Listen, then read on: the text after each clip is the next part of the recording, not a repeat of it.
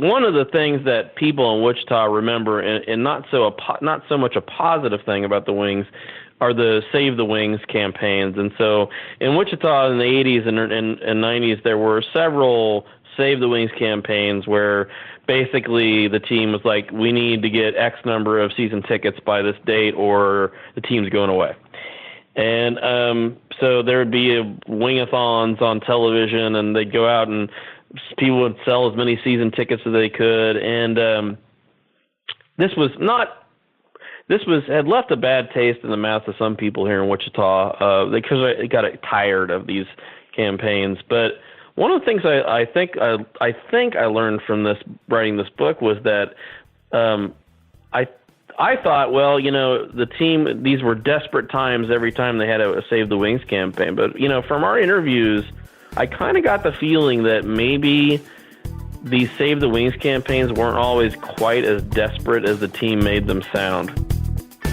Welcome to Good Seats Still Available, a curious little podcast devoted to exploring what used to be in professional sports. Here's your host, Tim Hanlon. Hey, gang, how are you? Thank you so much for coming back and joining us on our little rabbit hole of excursion into the world of forgotten sports and teams and leagues and all that fun stuff, the little journey that we call Good Seats Still Available, the curious little podcast devoted to, of course, what used to be in professional sports. Another fun episode today.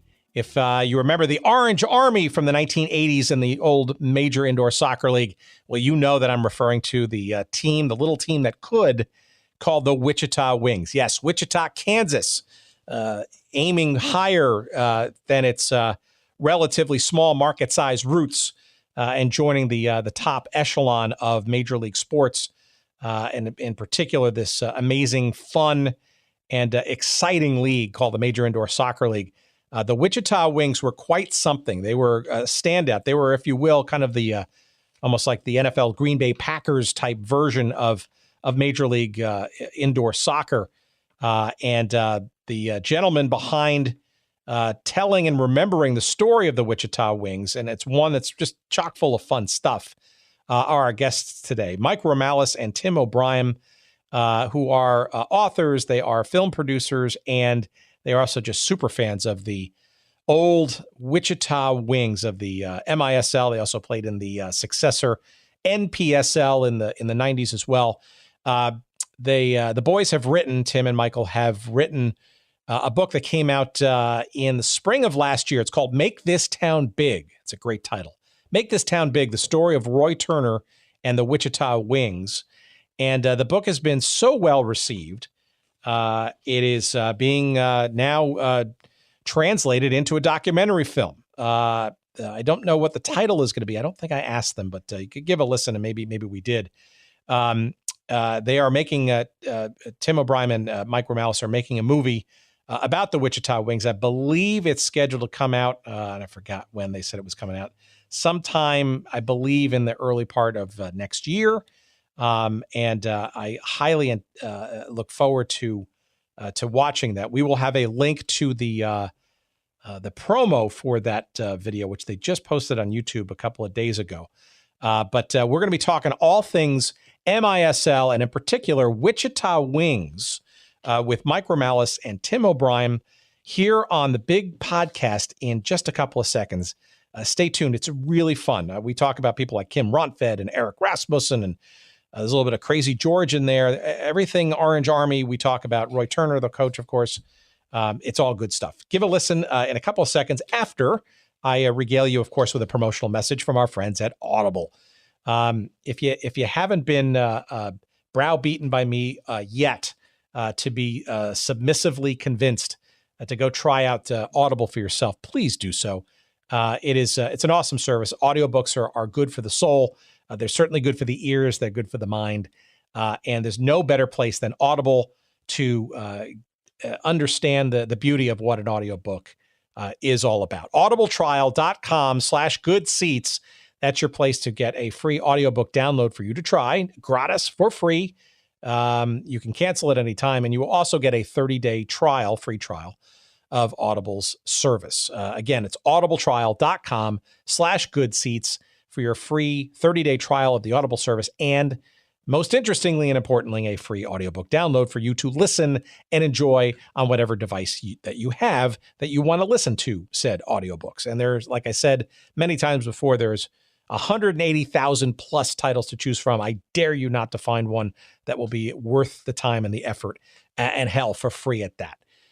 Again, audibletrial.com/goodseats and give it a try. We appreciate it. And so do the folks at Audible. And thank you again, Audible, for being a sponsor of our show and our fledglingness. We appreciate it very much. Okay. We are going, of course, not waste any more time, and we're going to get right to our fun chat with the boys from Wichita, Tim O'Brien, Mike Romalis, and we're going to talk about Wichita Wings, soccer, indoor style, coming at you.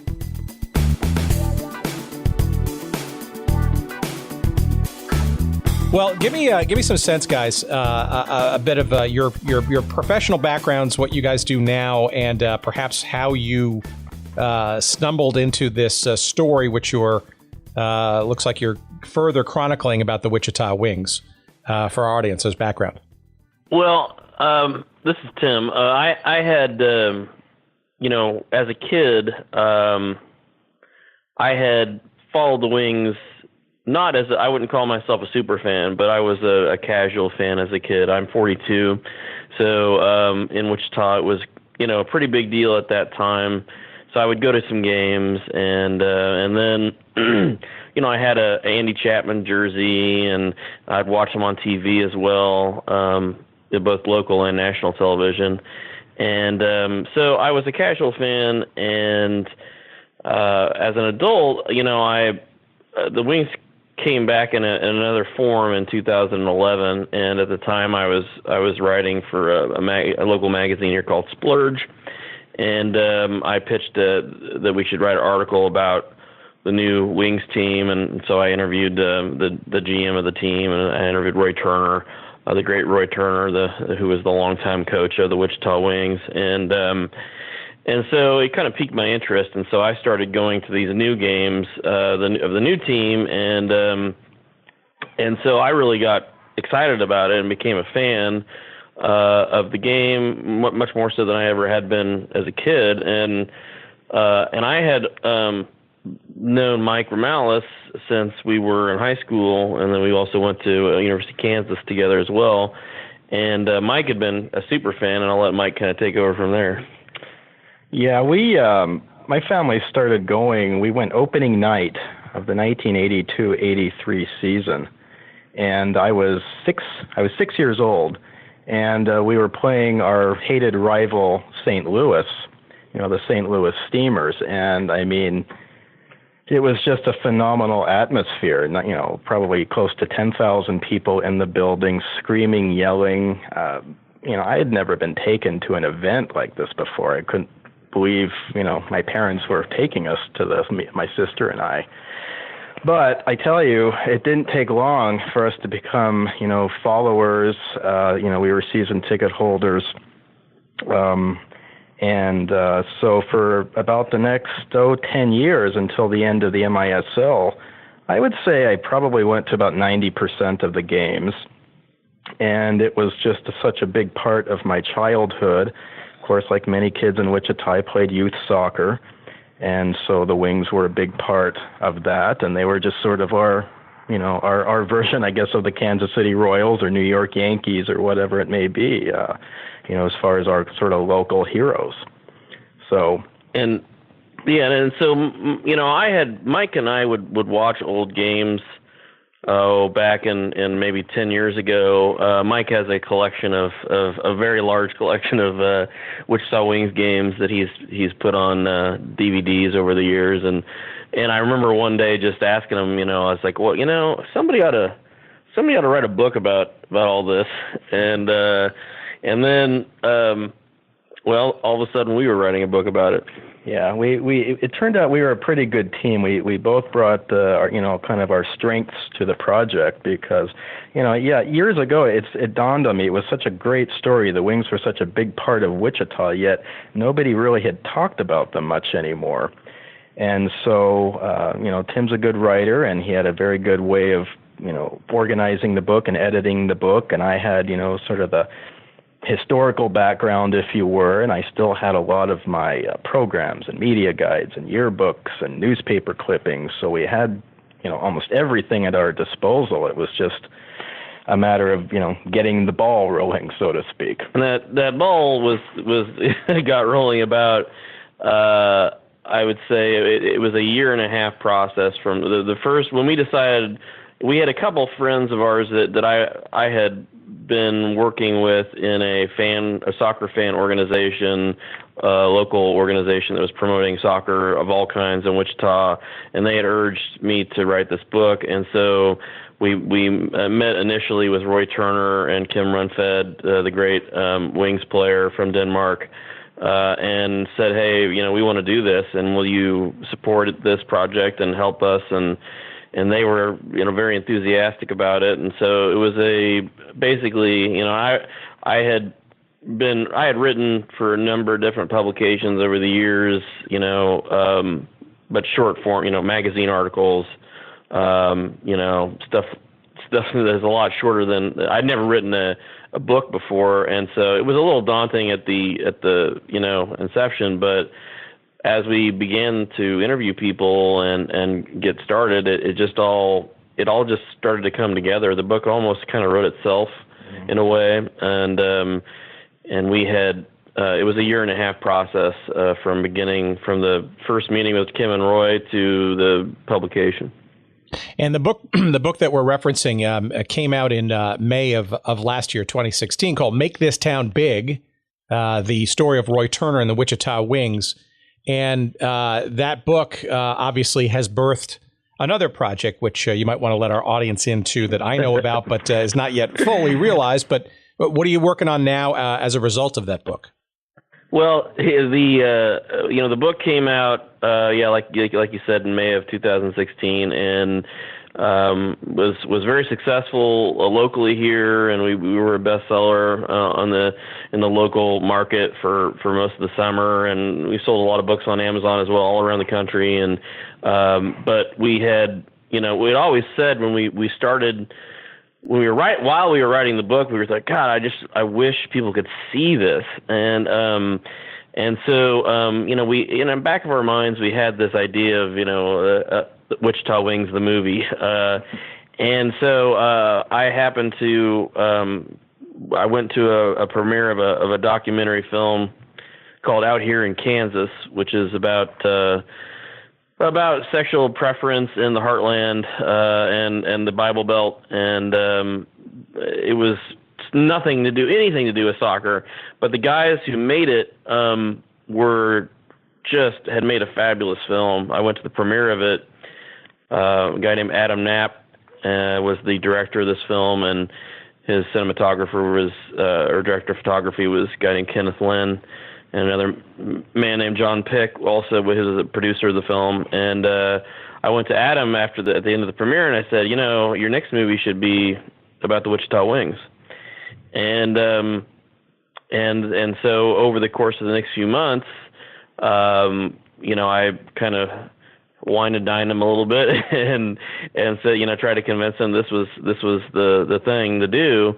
And he had, luckily for us, been a fan of the team as a kid, and he had been a reporter for the Wichita Eagle, reporting on sports for many years, and then had kind of turned into this documentary filmmaker. And so it was just a perfect, match. And so for the last, since about May, we've been shooting various interviews and various creative shoots becoming this documentary about the Wichita Wings in the 1980s. And it's a really exciting project, and we have a teaser trailer we just put together. We're about to release it to the public here in the next few days, and I think people are it's very high quality, and it's going to be a really amazing film.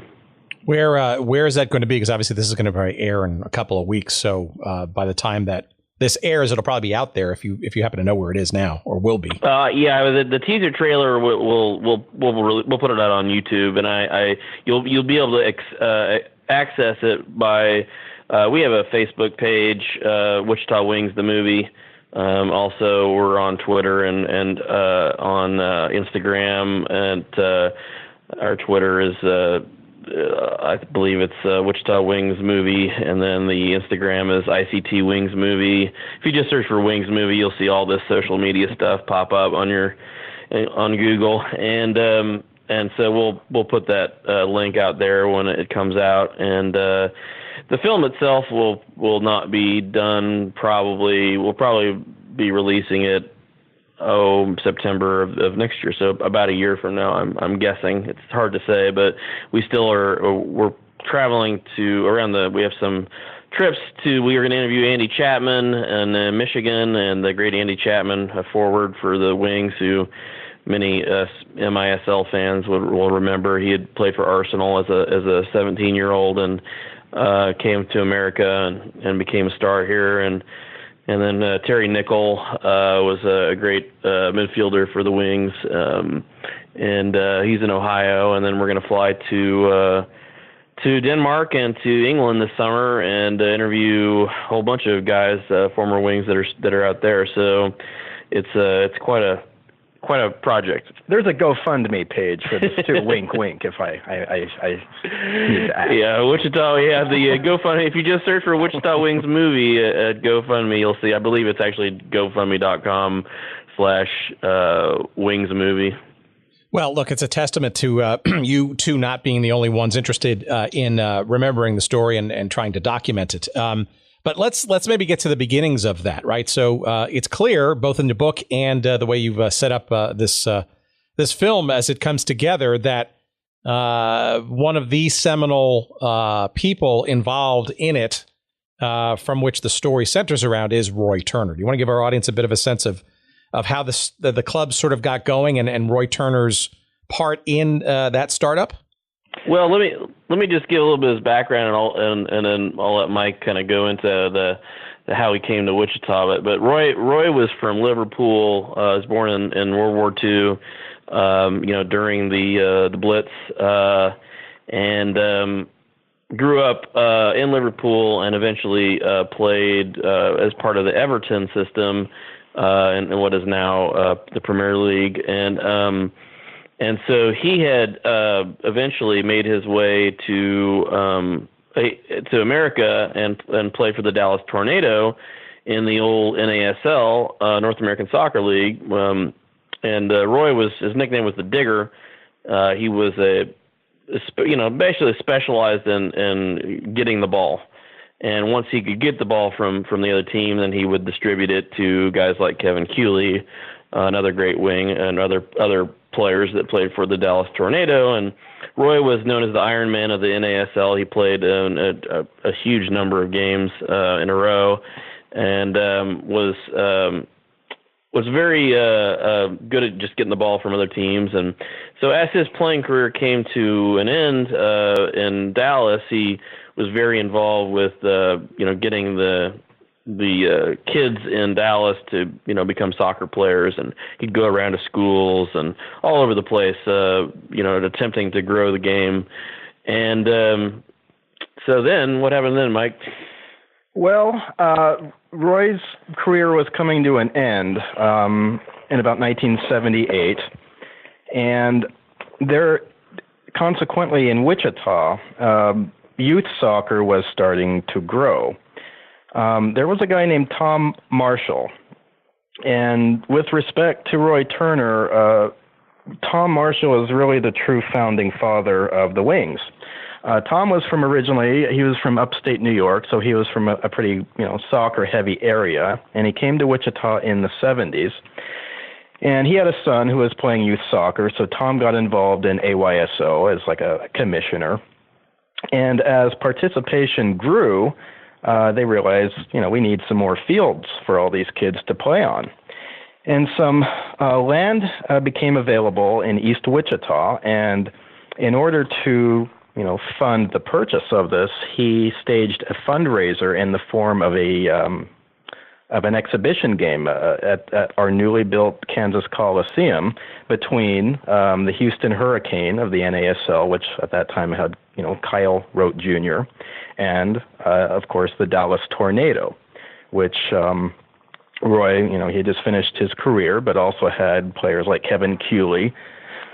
And so they had this exhibition game on December 1st, 1978. And they brought about 5,800 people to the Coliseum for this, and it was just kind of a big day of soccer anyway, with clinics, and it ended with the game. And then Tom staged another exhibition a few months later between Chicago and Tulsa, and altogether these two games brought in about 10,000 people. So Tom said, well, maybe there's something here. Maybe, this is a good market to have a professional team. So he started, making calls and trying to make connections. And eventually, the original plan was for the Wings to join the old American Soccer League, which at that time was an outdoor league, but they were looking maybe to make an indoor league. Well, that didn't happen, but of course, the MISL had just finished up its first season, and it was looking to expand. And so between Tom's persistence and the backing of a guy named Robert Becker, they were able to establish a franchise in Wichita. I don't know. The story kind of sounds like the MISL wasn't real keen on a city the size of Wichita joining, but I think seeing that, they had there was real money involved. And people know how, they just couldn't say no. We interviewed Doug Verb for the book, and Doug had been the director of the press relations for the MISL, and he was like, well, we saw Wichita as, it's like, well, they got the money, yeah, and so let's see what they can do, and that's Bob Becker had been, he was in the oil business, and so and like a lot of, in Wichita, if you have a lot of money, you probably got it from oil originally, and because this is kind of what was an oil country, and so Becker had basically put the money forth for the team and was the majority. Most of the money was from him, and they made Tom Marshall his general manager, and which led to a lot of controversy that first year, but it led into that first season for the Wings. What was that controversy? Because there was kind of a shakeup just before the season started, it seemed. Right. It was the week before the first game, so we're talking Thanksgiving week of 1979. And at that time, Tom was, his title was general manager, but about a week before, he was let go. Well, I guess it kind of depends on whose story. Some say, he was let go, or maybe Tom resigned on his own volition. But needless to say,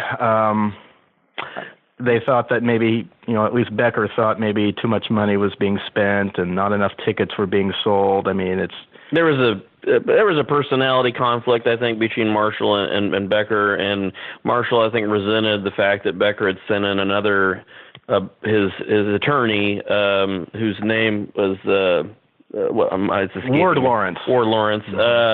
To basically kind of watch over Tom Marshall's shoulder while he was running the team, and there's a big controversy then about I think Tom had made a statement to Bob Becker or to Ward Lawrence about how if he didn't get X, Y, and Z, then he wasn't going to be the GM anymore. And so Becker said, "All right," and then said, "That means you just resigned." Yeah. And then they were arguing, and over in the Wichita Eagle had articles about one side says this, the other side says this, and Tom Marshall says I didn't resign, and I was fired, and Ward Lawrence and Bob Becker said no, it was the opposite, and but in the end, Marshall was out the door, and it was a week before the beginning of the season, and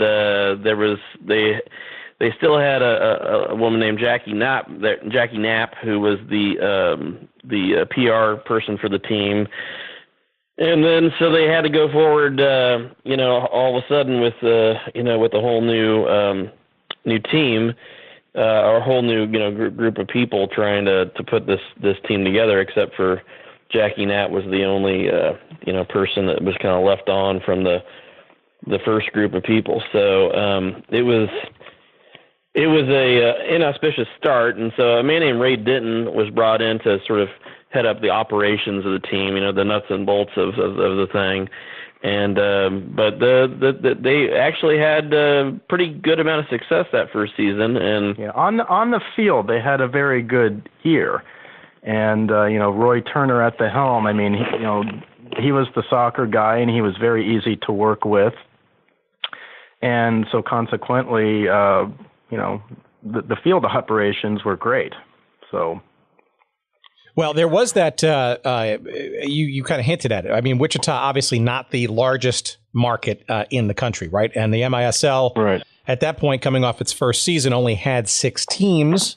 Mm-hmm. So I'm just curious as to like who reached out to whom first. It seems like perhaps that maybe Wichita kind of put itself on the radar before, say, the MISL was looking at Wichita, per se. Yeah, I mean, after the potential deal to try to get the Wings into the American Soccer League, after that fell through, I mean, the MISL was the next obvious option. And knowing that the league was looking to expand, especially to the Midwest, because most of the teams were in the East Coast, Mid-Atlantic, as well as Houston. But they put teams in Detroit, they put a team in St. Louis, and so geographically, Wichita was good. But again, given Wichita's size, we were always kind of more of a minor league town. Minor league baseball.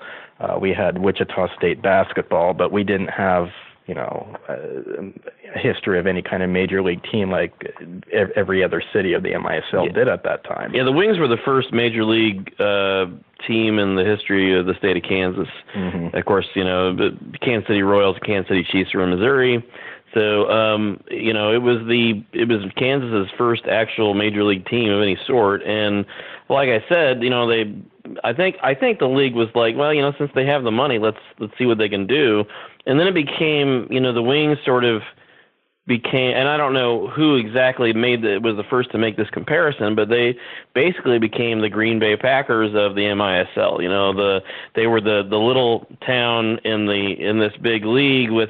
When you go down the list of teams in the league, New York, Baltimore, Philadelphia, St. Louis, Cleveland, Chicago, Buffalo, these are all NFL franchise towns. These are all NBA franchise towns or, Major League Baseball towns. And Wichita, of course, was, really stuck out in that way. But despite that lack of size, and in fact, I remember Jackie Knapp said that when they were pitching it to the MISL, the MISL had said, well, we need to have X number of people in the metro area. What was it? I can't remember what they said. About 500,000. And so Jackie was like, metro area. So she decided, she drew a really big circle around Wichita to include, some towns that are, an hour away. Yeah.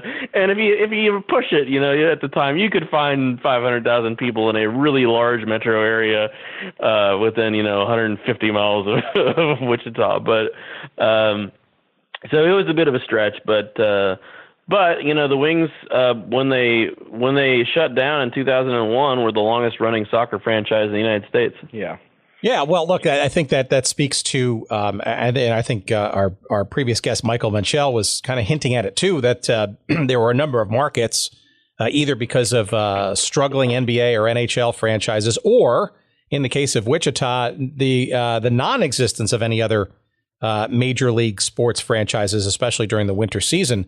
It was literally the only game in town, and in those environments, it made for an unfettered presentation and almost love affair with certain fans in certain markets, and I think Wichita clearly was one of those. Oh, absolutely. One of the most fascinating things I think is that at that time Wichita had about 200,000 people, 250,000 people in it, in the city itself, maybe. I mean, and there were 9,000 people going to Wings games the same night there were 9,000 people going to Wichita State basketball games. And so you had this real, it was an impressive show of support for what at the time was actually Wichita State basketball. Actually, at that time was doing very well. This would be during the Xavier McDaniel era and Cliff Levingston era. But sure. And so they were, Little Wichita was, filling up two different arenas to capacity on weekdays sometimes, or weekends as well, supporting, a lot of, a significant portion of the city was in either Henry Leavitt Arena or the Kansas Coliseum on certain nights of the year. Well, we'll come back to the fans in a second, but I want to kind of just maybe tie a bow around this first season because I guess back up question: did the fans come out in droves during that first season? Was that a challenge? It took a little while. They had to paper the arena for a while. There's no doubt about it. But as the season progressed and as the team, the media was very good. They had good coverage in the paper. And so I think people came out initially as a curiosity. Maybe they'd get free tickets or something. Were the attendance figures somewhat elevated a little bit, maybe a little off? Probably. But overall, people gradually started coming out. And I think by season 3, you had there were about 4 or 5 seasons there in the early mid 80s, later in the 80s as well, where they were basically averaging near capacity at 9,000, over 9,000 people a game, in the high 8,000s a game. And so, but yeah, it did take a little bit, but one of the big breakthroughs for getting the attendance up was a game against the San Francisco Fog, which eventually became the Kansas City Comets, right, Mike? Yeah. And but the San Francisco Fog had a player named Mancini, who was a bit of a hothead and also a former amateur boxer. And he got into it with Jürgen Christensen, the great Danish player who played in the Bundesliga and then came to the Wichita Wings and was a star for the Wings and the MISL Passmaster.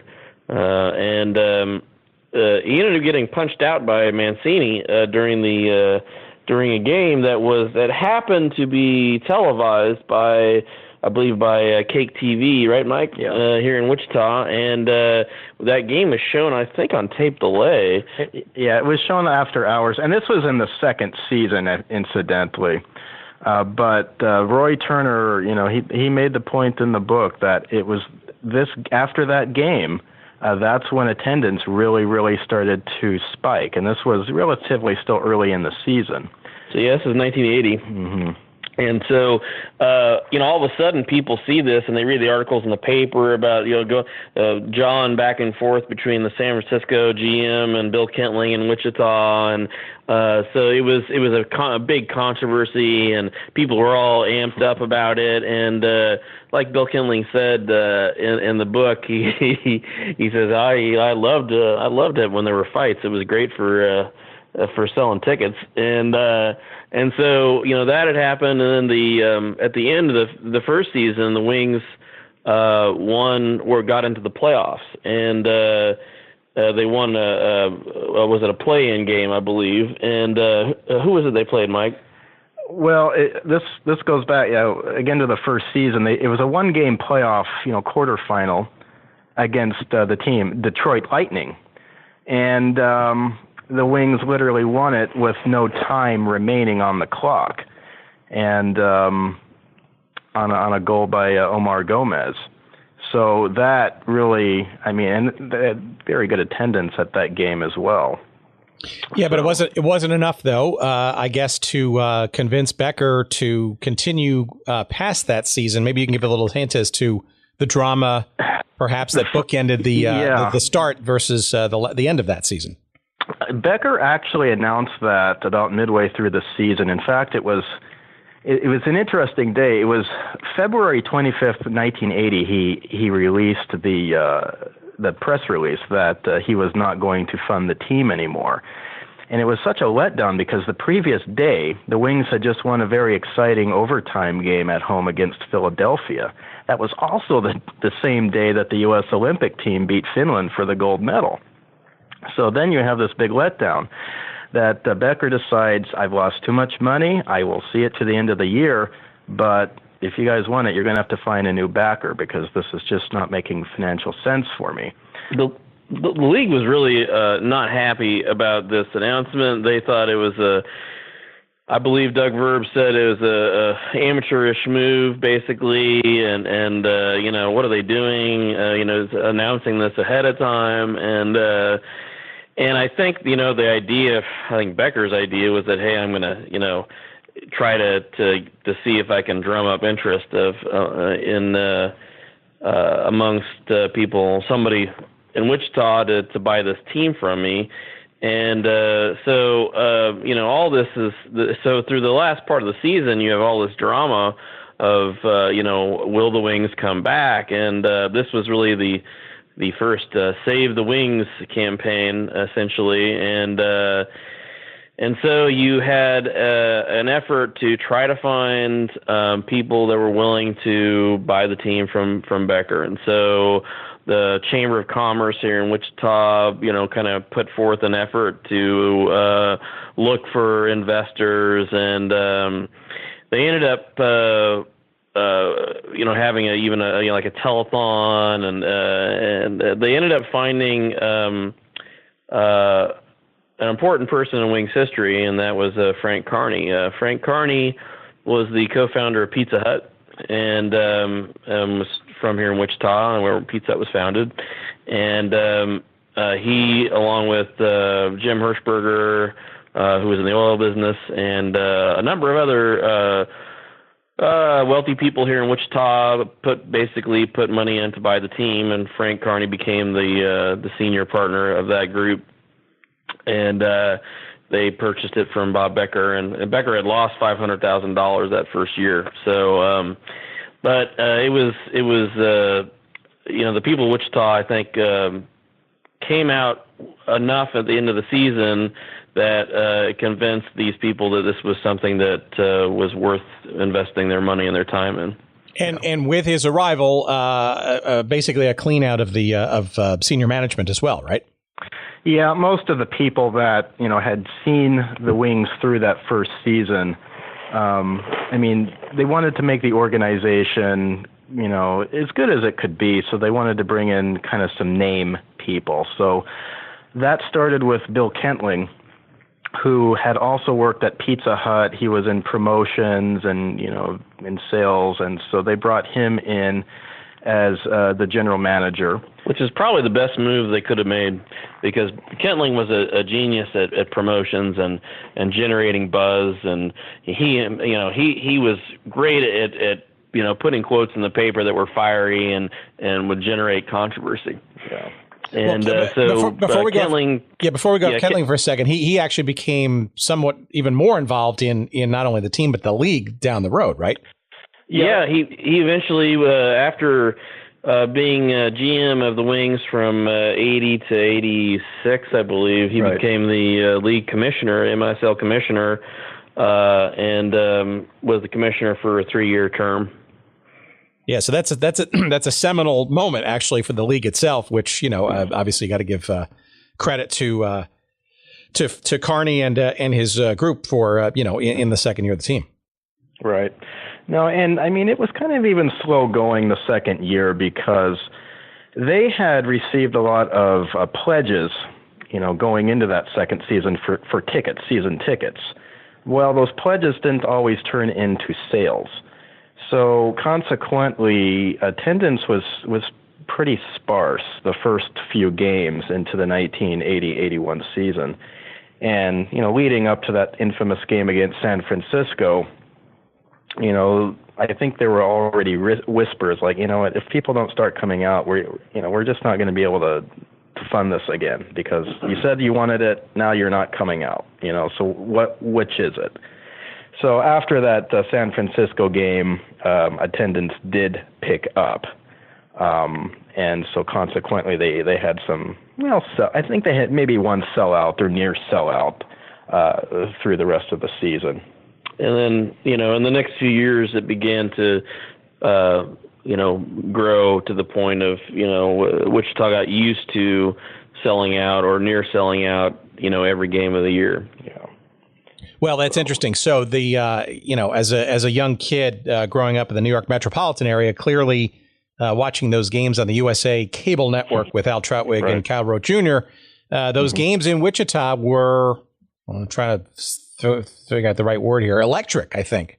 Yeah. You felt that it was, it felt smaller. I believe the field itself was relatively smaller compared to those of other arenas, and it was just no doubt that the sound and the passion in that building, every game that was nationally televised was palpable.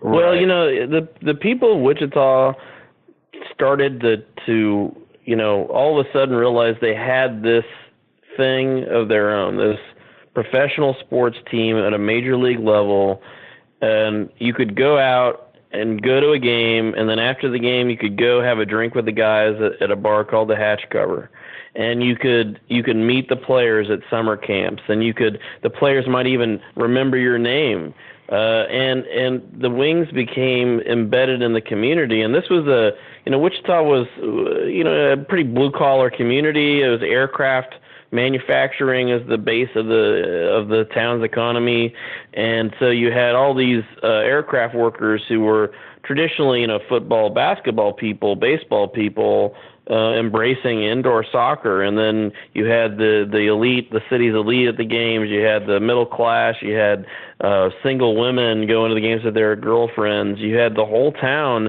of all these different demographics, Hispanic people as well, coming to the games because it was a big deal for Wichita, and all these different the city came together to come to these games, and because you felt like you were a part of the team, and so people were very enthusiastic, and that the fan base eventually got Roy Turner coined the term the Orange Army for the fans who would come out and orange everything, and so I think that atmosphere you're describing was a product of that feeling of ownership that the people had over the team that often was literal, because it wasn't all Frank Carney. It was a lot of different people had invested small amounts of money in the team as well, which is yet another reason why it was the Green Bay Packers of the Major Indoor Soccer League.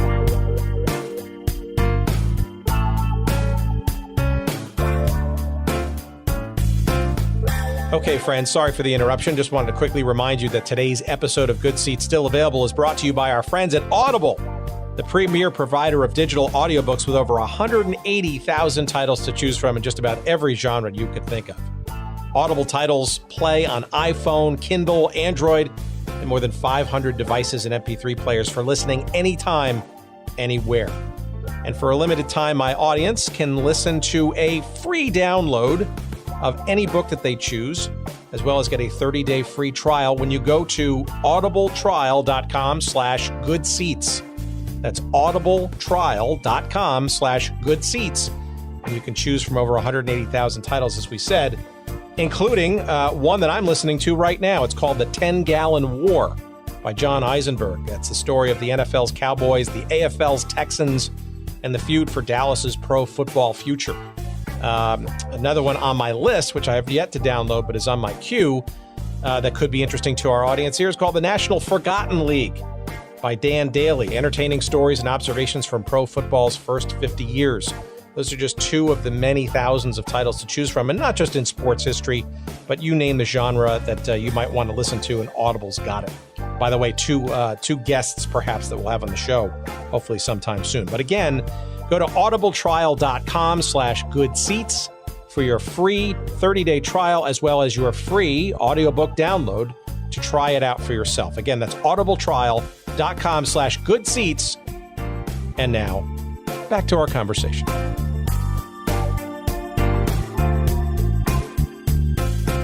Well, let's talk about some of the play on the field, right? The Wings were always competitive, especially in for the vast majority of the 80s, right, until maybe near the end, as 87, 88, they didn't qualify. But they were always in the playoff hunt, and they never kind of quite got over the hump. But no doubt they were entertaining, right? And no doubt they were competitive, and quite a few all-stars on these teams that Roy Turner assembled. Oh, without a doubt. The quality of the play, I mean, Roy Turner played a very European-style game, pass, pass, pass. The Wings were always considered a very beautiful team in that sense compared to, our hated rivals, the Steamers, who were just a bunch of American animals, So the Wings, yes. I mean, they qualified for the playoffs nearly every year. And as you said, there was always a hump that they couldn't get past, whether it was St. Louis or San Diego, one of the other, teams that were at that time, the class of the league. But it was always very competitive, and we had some of the best players in the league. The Wings had, these Danish all-stars. The Wings just had kind of this pipeline from Denmark and turned some of these guys into, players who were almost just built, almost made for the indoor game, given their foot skills and their passing skills and their shooting and their sense of the game. Kim Runford, I've always thought he was kind of the Bobby Orr of the MISL, and that he could just do everything. He was a great athlete. He could run like the wind. He could shoot. He could score. I mean, he was a defender, so he kind of ran the game on the field, and he was a leader and a captain. And so he was obviously just the heart and soul of the franchise for years. And that of course extended later on to guys like Erik Rasmussen and Jurgen Christensen. And then, of course, later on, Chico Borja. So we had just some of the most electrifying players in the league. Unfortunately, we just I don't know what was missing to finally get past that hump. But you know what? There were a lot of very good teams in the MISL at that time, but even they couldn't beat San Diego. And I think it did stick in the craw of Roy Turner that he never got to a finals, and of course he and Kevin Keeley, Kim Runfed all feel like they should have gone to the finals in 1981 when the Wings played the Steamers in the semifinals, and that year the league had a Final Four format where the top four teams played in St. Louis for the championship series in semifinals and finals. And unfortunately, the Steamers made it to that that Final Four series in St. Louis, and so they were playing on their home field, and Wichita was up by quite a bit earlier in the game. Was it 7-1, Mike? The Wings were up, by about 4 goals going into the fourth quarter, and they were just completely outplaying St. Louis. And up until this time, St. Louis had generally beaten us, but this was so odd that we go into their building. There's 17,000 people plus at the old Checker Dome, and all of a sudden, we're turning them inside out. But they didn't quit. The Steamers did not quit, and they staged this amazing comeback, and they tied the game with about a minute to go in the game. And it went to an overtime. Nobody scored. And in those days, if no one scored in overtime, they went to a shootout. A one-on-one against the goaltender, you had 5 seconds to score. And the Steamers ended up winning in the shootout, actually on a penalty kick. I guess the feeling is, at the time there was thoughts that, the referee, he didn't call maybe some obvious fouls against St. Louis. Maybe St. Louis got away with some plays that they normally, they shouldn't have. I guess the idea was, they wanted just to let them play. And that, at the halftime, that was I think Roy Turner thought that the league had went to the refs and said, look, just let them play. Yeah. And then the second half was Mike Deller got injured in a very questionable play by Steve Petra, I believe. No, it was Don Ebert, sorry. Mm-hmm. And so the Wings reserve goalie came in and it was to this day Cooley and Turner believed that they were robbed, and in fact we wanted to film that. Well, I'll just put it like this: they won't watch that game ever again. They won't look at it. They refuse to see it. So yeah. It was a very, very crushing loss, and St. Louis ended up, of course, playing New York for the championship a couple days later. New York ended up winning on a goal, of course, by Steve Jungle. But even New York, I mean, they wrote a very nice letter to the Wings fans that was printed in the local paper, basically saying, you guys, you played a very good game, and we kind of feel maybe you got robbed as well. But it's a touchy subject. Yeah, I mean, in Wichita. But so. I'll tell you, it was still very good for the league. It was a very, they never played that kind of format, that Final Four format again, because the idea of it being a neutral site, yet St. Louis is in the playoffs. I mean, that's silly.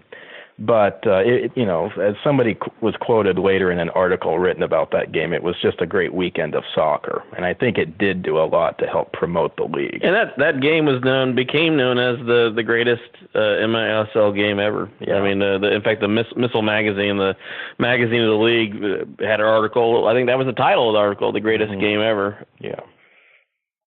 Well, obviously, clearly, St. Louis was doing gangbusters.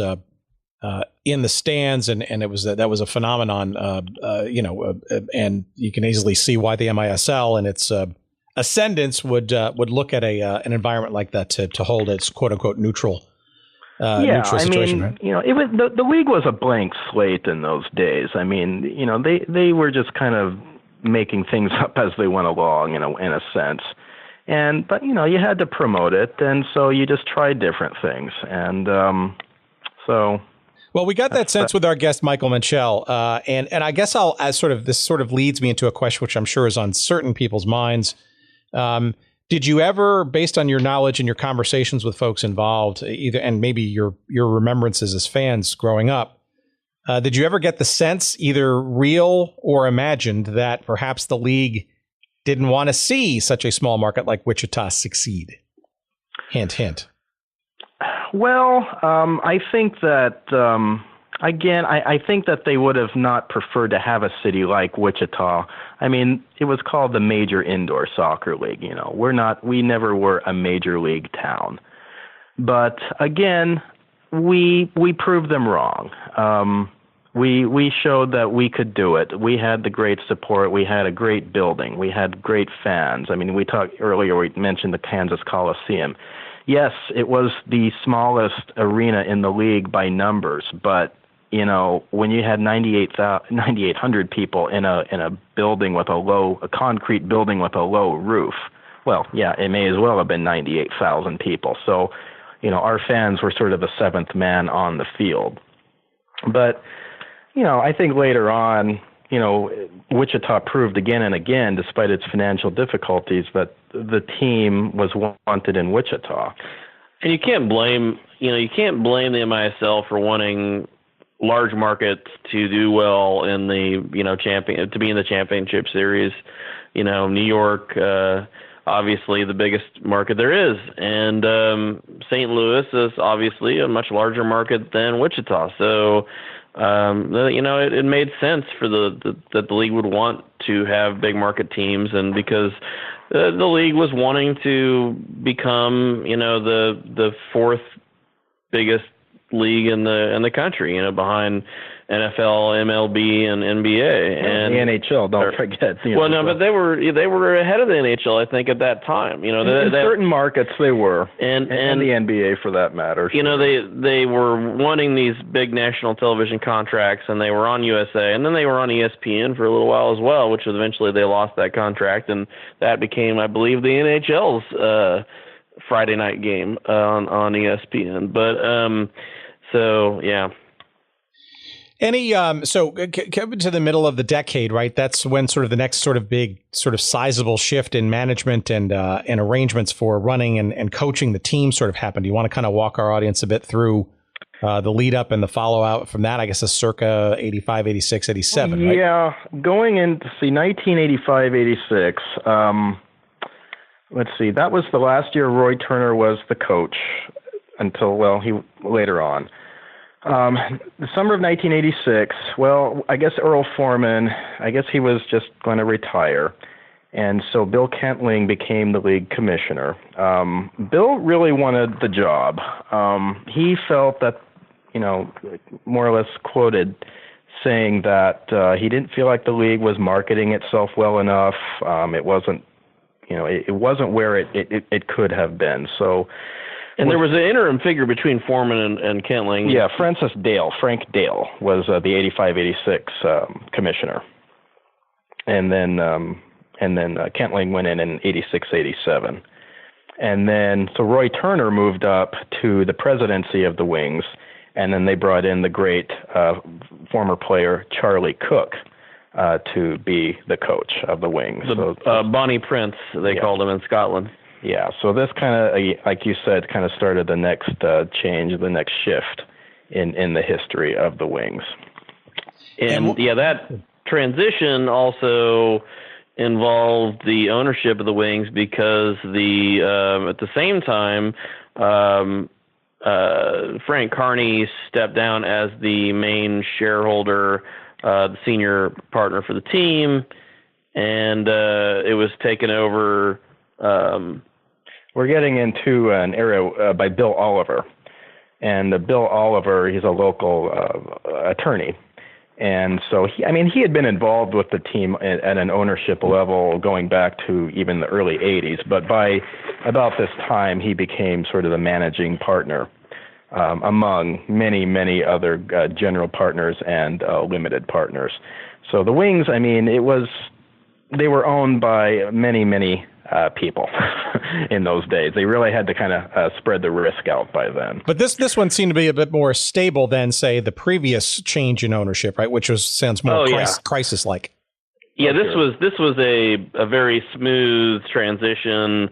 It was really just, Frank Carney wanting to step down as sort of the senior person and become, he was still, I believe he still had ownership, partial ownership of the team. He just decreased his equity, and then Bill and Mary Lynn Oliver stepped up and took over that role. And so it was, but you had all this change going on at the same time. You had the senior partnership changes, then Kentling goes to the MISL as commissioner, and so then Turner, can't be coach and GM, so he becomes president of the team, and Charlie Cook comes in to replace Turner, and Charlie Cook's assistant was Norman Piper, right, Mike? Yeah, Norman Piper had, he was one of the great original Wings, the first player, in fact, signed by the Wings.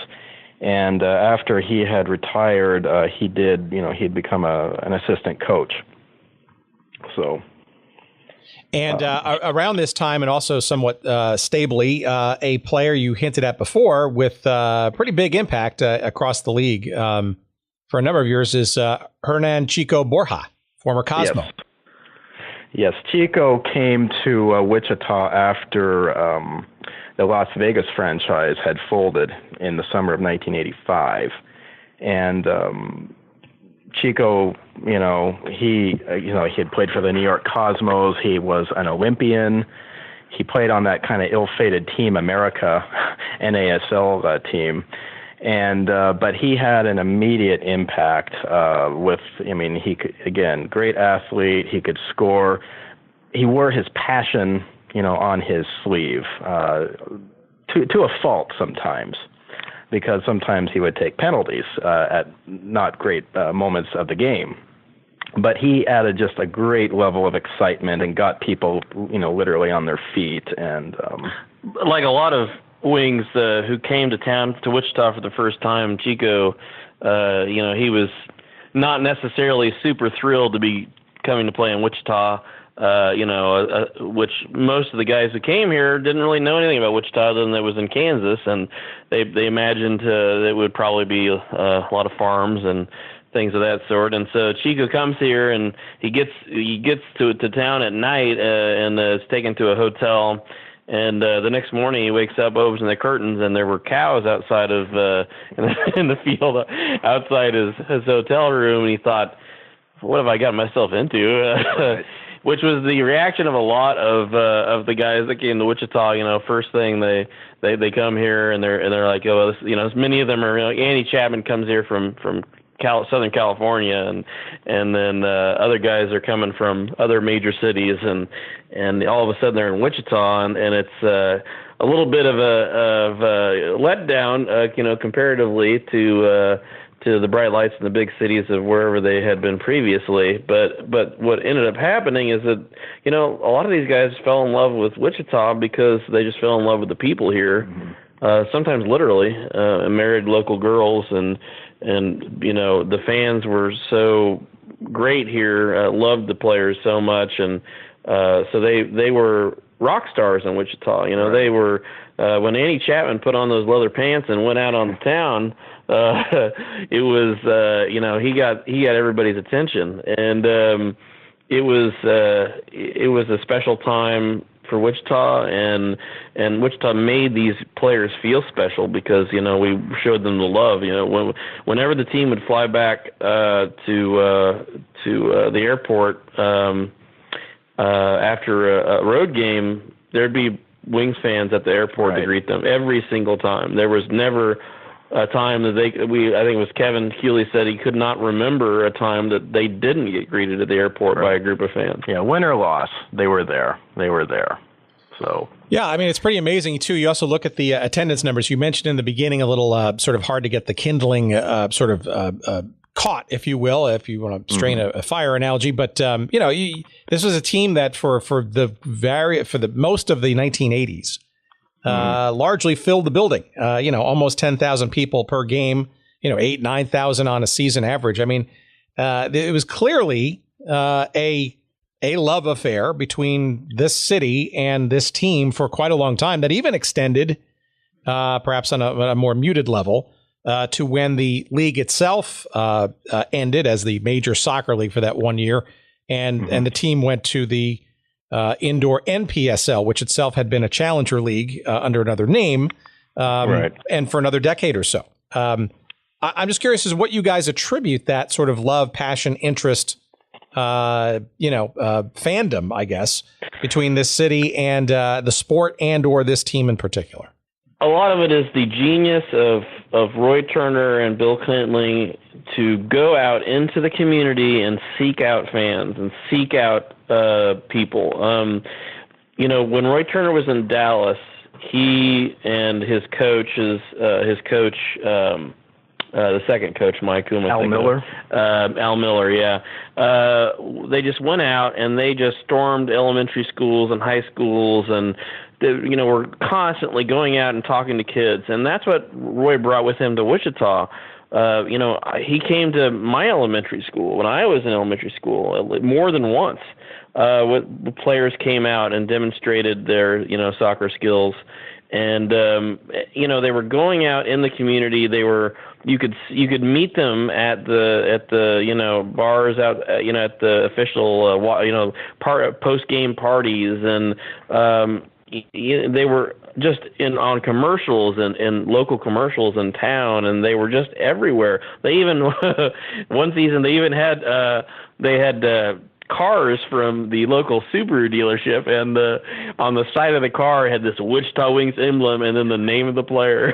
And so the players are literally driving around in Wings cars with their names on the sides of them, and they were just ubiquitous around town. And And so because Wichita, realized all of us, hey, we're competing with New York, we're competing with LA, we're competing with Chicago, all these big cities that, Wichita couldn't find their name next to New York ever before that.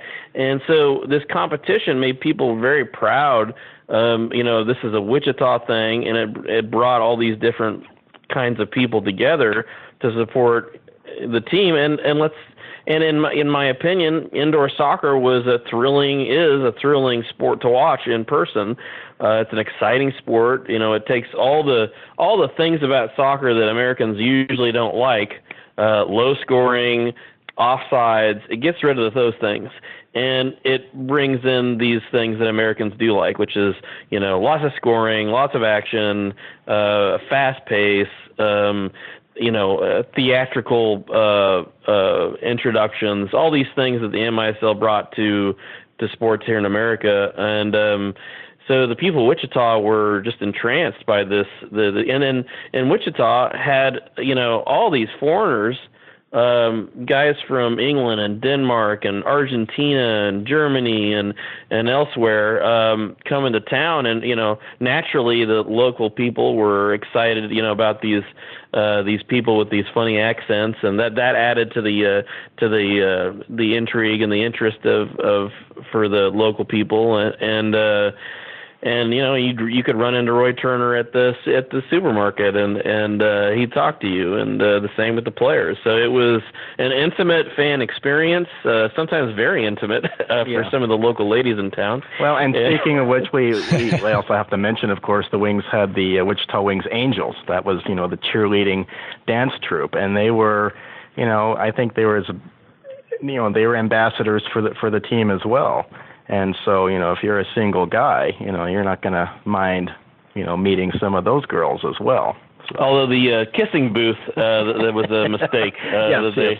They had at one event decided to have a kissing booth with the Angels, and we interviewed some of the Angels, and they particularly did not enjoy the man with who had the chewing. Yeah, Skull Man or Skull Man. They kept coming back for the kissing booth, but yes, it was an intimate fan experience, and in ways that larger cities couldn't replicate, in the sense that you couldn't go hang out with George Brett in Kansas City, you couldn't go hang out with Reggie Jackson in New York, but you could hang out with Andy Chapman and Kevin Cooley and Kim Runfed and all the guys here in Wichita. So that led to people felt like, in fact, one of the fans was interviewed for a marketing video for the team at a game, and he says, this isn't Roy Turner's team. This isn't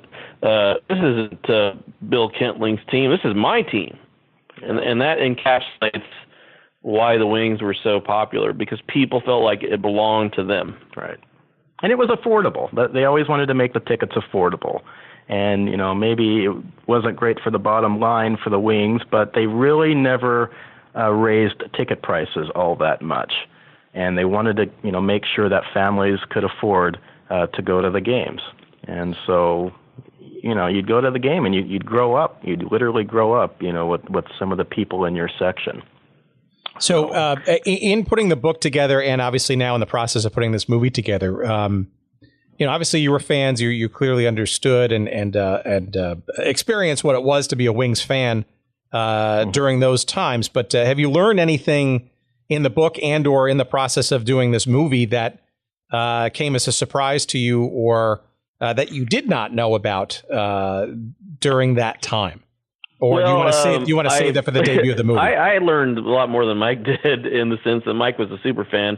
I think Mike didn't know the actual dimensions of the players' waistlines, but no, just kidding, Mike. One of the things that I found interesting was when the Wings. One of the things that people in Wichita remember, and not so much a positive thing about the Wings, are the Save the Wings campaigns. And so in Wichita in the 80s and 90s, there were several Save the Wings campaigns where basically the team was like, we need to get X number of season tickets by this date or the team's going away. And so there would be wingathons on television, and they'd go out and people would sell as many season tickets as they could, and this had left a bad taste in the mouth of some people here in Wichita because I got tired of these campaigns. But one of the things I think I learned from writing this book was that I thought, well, the team, these were desperate times every time they had a Save the Wings campaign. But, from our interviews, I kind of got the feeling that maybe these Save the Wings campaigns weren't always quite as desperate as the team made them sound. And I think essentially what they were it was a way for the team to measure the community's support, because the people that were funding the team were willing to go spend more money and lose money again next year, as long as the people of Wichita were willing to come out and buy season tickets and go to the games. And there may have been a bit of theater involved in some of these Save the Wings campaigns where it wasn't quite as desperate as they made it sound. And so that was something that I did not realize. And that is I would say maybe not everybody would agree with that statement, but I think if you really got to the bottom of it, I think that might have been the case. Mike, what about you? Well, they made the numbers known how much they had lost. And, I mean, they lost a lot of money. I mean, we're talking, 30 years ago when they're saying, we lost $607 or $700,000. Well, maybe in the world of professional sports now, of course, that's minuscule. But in those days, I mean, that's, the equivalent of well over, $1 million now. I don't know. Again, revenue streams were relatively, you just didn't have that many. I mean, like I said, they didn't really ever raise ticket prices. You had your advertising revenue. You had maybe some merchandising revenue. There was really little TV money. I mean, indoors, it was just a very, very expensive thing to put on. I mean, you're paying these world-class players really what they should be getting paid. I don't know. Did you learn anything, Mike, from writing this that you didn't know? I was trying to think about that. I'm sure I can't think of anything off the top of my head, that really knocked my socks off. I guess honestly, even when I was researching, even in the old newspapers, I guess one thing that was interesting to me was the fact that the Wings were originally conceived as an indoor-outdoor type franchise. I had never seen that written anywhere in any of the old publications. So I thought that was pretty interesting. Yeah, I mean, look, I think that it's interesting or important, frankly, to understand sort of that time in American soccer history, right? Because during the 1980s, as the NASL overexpanded, floundered, and then ultimately collapsed in '85, right? You had in its wake, some decidedly minor league soccer franchises, but nothing near the allure and the stature of the NASL. And the major indoor soccer league literally was the only soccer game in town, an indoor variety, right? And it was everybody was sort of writing off the sport of outdoor soccer as boring and foreign and it's tedious and all that kind of stuff. And yet you had this amazingly alluring and tantalizing product on the indoor circuit, and fans just ate it up. Right. As outdoor soccer has finally, gained solid footing in this country, I like to think that at least one contribution we've made, to soccer history is that realization that for about close to 10 years, indoor soccer, it was the only legitimate professional way to play soccer in the United States. And it's I think it's hard for people to realize now how big indoor soccer was at that time. I mean, Chico Borja was left the Wings after the '86 season, I believe it was, or '87 season. I can't remember now. But he was signed away by the LA Lasers, who of course were owned by Jerry Buss, owner of the LA Lakers. They signed Chico Borja to a 3-year, $1 million contract in 1987 or '86. That's a lot of money, and it's especially in today's dollars, that'd be even more money, of course. And guys in Wichita, Kansas were making $100,000 a year in 1985 money, playing for the Wichita Wings. Not every guy, but Kim Renfed, the top level guys at that time in Wichita, were making around $100,000 a year to play indoor soccer in Wichita, Kansas, which is pretty remarkable. And it just goes to show that the MISL was a legit league with very top level talent. And I know the guys, Roy and some of the other players, feel like that the talent level of the MISL was actually better than the talent level of Major League Soccer now. They felt like the Wings could beat a lot of these MLS teams now. And I'll tell you, I can't speak to that. I'm not a good enough soccer expert to tell you whether that's the case, but that's what Roy Turner thinks. Well, I'll tell you look at some of those old clips from some of those MISL games, and they were intense and skilled, and So I guess two sort of wrap up, questions here as we segue to conclusion. Number one, do you think the phenomenon of the Wichita Wings and/or high-level, top-caliber indoor soccer comes back at any time in the future, and can it go, or was it kind of a once-in-a-lifetime kind of thing? And then number two, any residual effects, I guess, from the Wichita Wings experience in relation to where soccer is today? I don't notice yet a team, let's say in Wichita, in the Division III USL or the Division II NASL or any of that. Unless I'm missing it. What roots were left, and what is the future of soccer in the city? Well, I think to take your second part first, the impact of the Wings in Wichita on soccer was profound in the 80s, in the sense that you had every kid, not every kid, but seemed like every kid going out and playing soccer. Wearing Wings uniforms. Those kids grew up. Some of them became Wings later in the 90s at the end of the franchise. Some of those kids went on to play in Major League Soccer. Many of those kids are now running soccer teams here in Wichita. There is an outdoor team in the new NPSL, which is the amateur semi-pro league.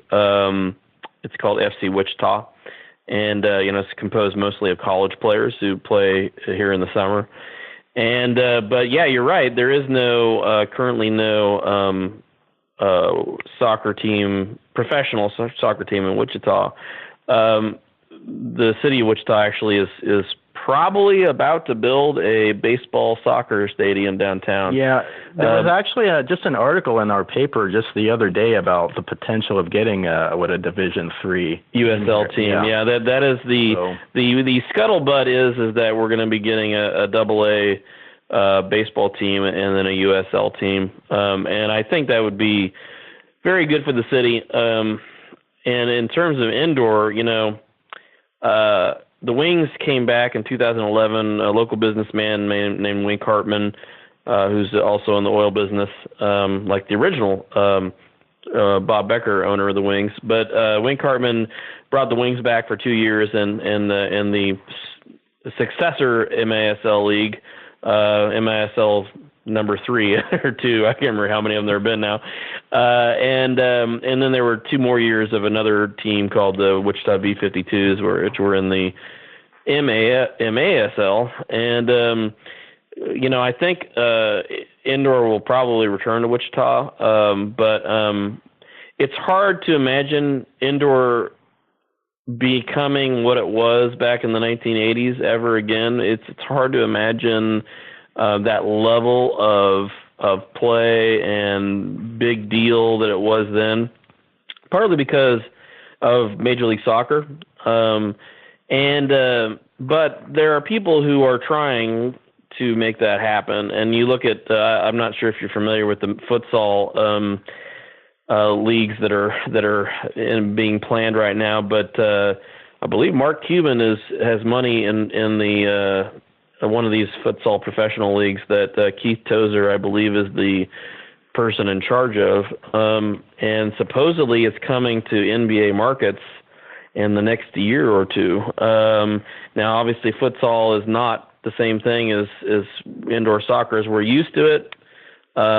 But of course, the court, they use a basketball court, and it's smaller than the MISL arenas were, and or smaller than the fields were, and they don't use the boards. But I think indoor soccer can become something again, but something more than it is now.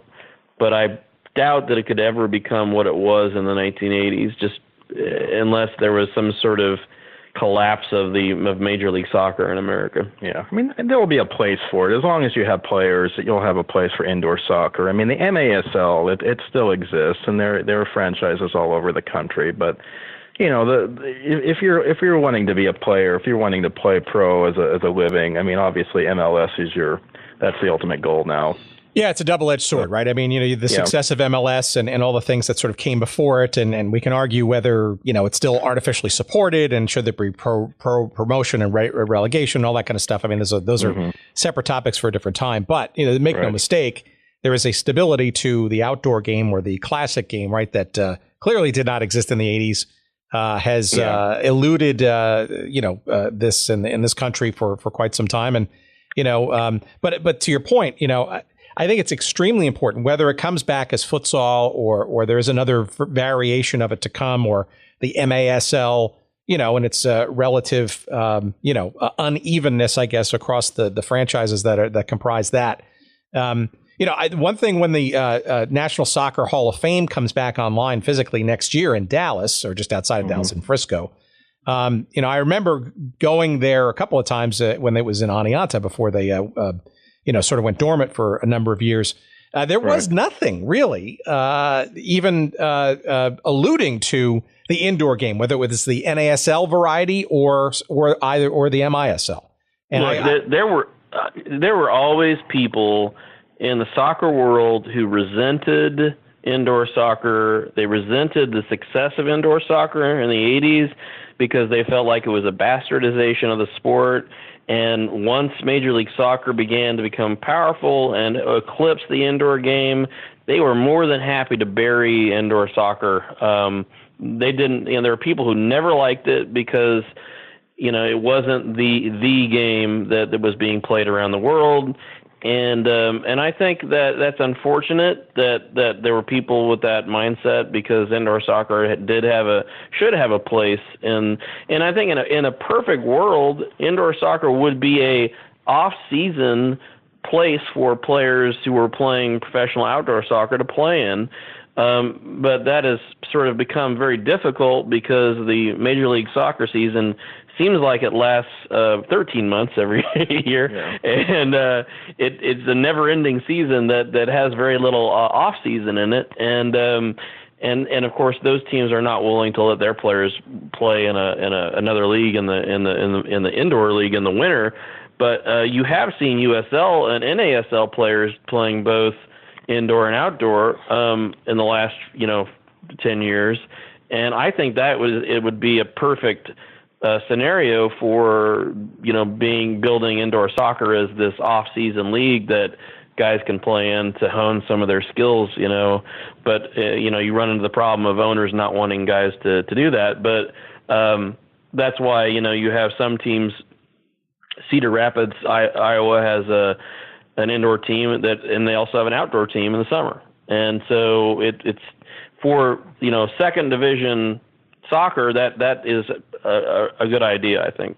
Well, it's also probably a way to allow professionals to stay professional completely without having to do the side job thing and all that kind of stuff. And look, this is what the NASL, and you hinted at before, the old American Soccer League, were kind of envisioning, sort of this indoor and outdoor thing. I mean, we had Terry Hansen on a couple episodes ago, who was part of the Atlanta Chiefs, and he regaled us in stories about how outdoors, at the Atlanta Fulton County Stadium, 55,000 seats, and they were maybe drawing 5,000 or 6,000 if they were lucky a game. Yeah. Yet when they switched to the indoor season, right, they sold out the Omni time and time again. So regardless of sort of where you fall on this, I mean, to deny that the Wings, the MISL, the 1980s, early 90s, was not part of the building blocks that supports a robust and still growing professional soccer environment in the United States, largely on the outdoor side. I think that has to be rectified. And perhaps I hope your movie comes out at that time. That the Hall of Fame is going to be in Dallas. Maybe, there will be a push to recognize the old MISL, because, of course, Dallas was a great franchise. The Sidekicks were a great franchise for years, Tattoo and everybody. So I would really hope that, if for no other reason, the location, we could get the MISL recognized in the Hall of Fame.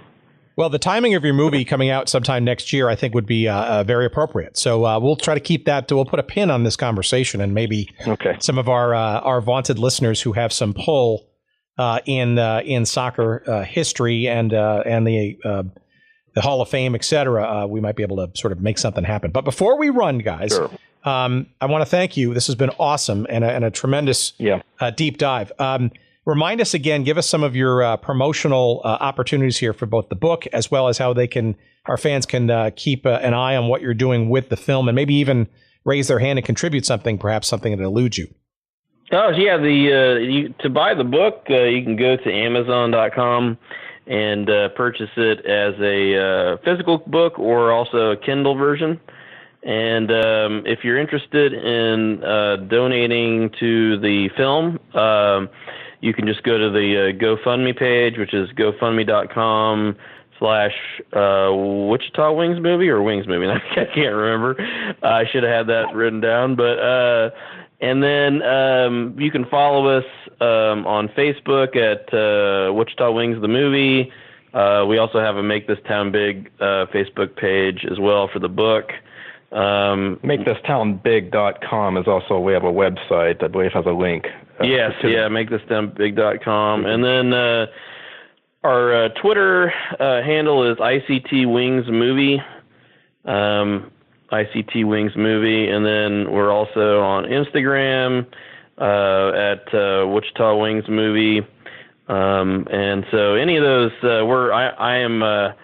I'm always on social media putting things up for about the film and about the movie, and so we'd love to have people contact us on there and interact with our pages and buy the book, donate to the movie, and follow what we're doing. Keep the Wings memory alive. Indoor soccer memories alive. And we have a Wings beer right now. Actually, there is a local brewery here in Wichita called Aeroplanes Brewing, which is we just came out with the Chico Beer Ha, a American wheat beer, which is dedicated to Chico Borja, the great American player originally from Ecuador, and $1 from every pint goes to the Wichita Wings movie. And unfortunately, it's not in bottles yet, but you can. So you have to be in Wichita to get it. But so we're trying to take over the world.